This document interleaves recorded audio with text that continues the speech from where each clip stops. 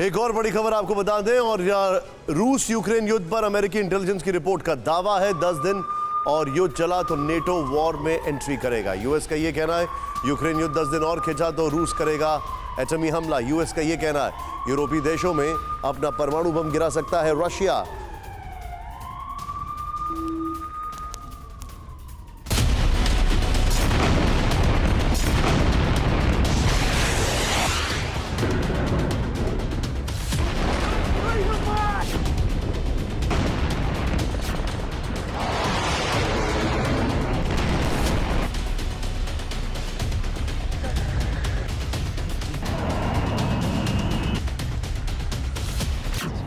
अमेरिकी विदेश मंत्री के इस बयान का बहुत बड़ा मतलब है। साफ शब्दों में कहें तो अब नाटो और अमेरिका डायरेक्टली रूस के खिलाफ यूक्रेन वॉर में शामिल होंगे। टाइमलाइन सेट है। ब्लिंकन के कहने का मतलब यह है कि अगर पोलैंड यूक्रेन को अपने फाइटर जेट देता है तो फिर अमेरिका पोलैंड को रिप्लेसमेंट के तौर पर F-16 देगा। असल में पोलैंड के पास सोवियत ईरा वाले MiG-29 मौजूद हैं। यूक्रेन के पायलट्स MiG विमानों से अच्छी तरह वाकिफ हैं, इसलिए ट्रेनिंग में ज्यादा वक्त खराब नहीं होगा।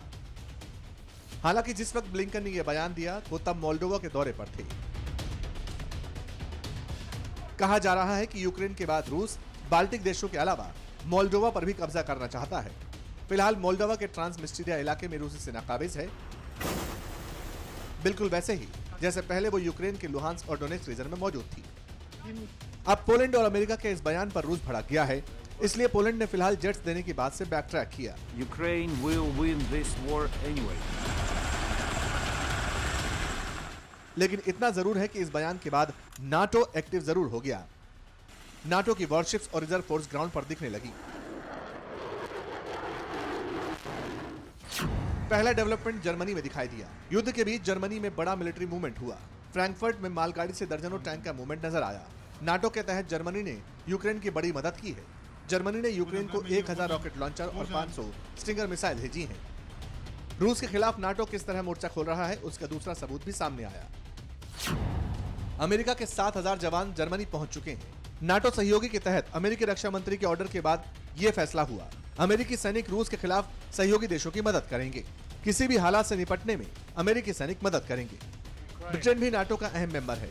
पता यह चला है कि ब्रिटेन के सैकड़ों लड़ाके यूक्रेन पहुंच चुके हैं।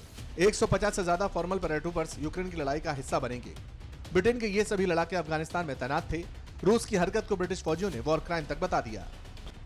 अगर कुछ दिन पहले के अमेरिका के स्टैंड पर गौर करें तो ये बात क्लियर थी कि अमेरिका समेत बाकी नाटो कंट्रीज सीधे तौर पर यूक्रेन के साथ खड़े नहीं होंगे। और बाइडेन तो पहले भी ये कह चुके हैं कि यूक्रेन में आर्मी नहीं भेजेंगे, लेकिन जेलेंस्की अमेरिका से सीधी मदद चाहते हैं।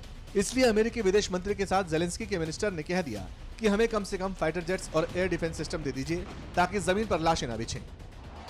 इसीलिए यूक्रेन की मदद का कोई ना कोई दूसरा तरीका निकाला जा रहा है।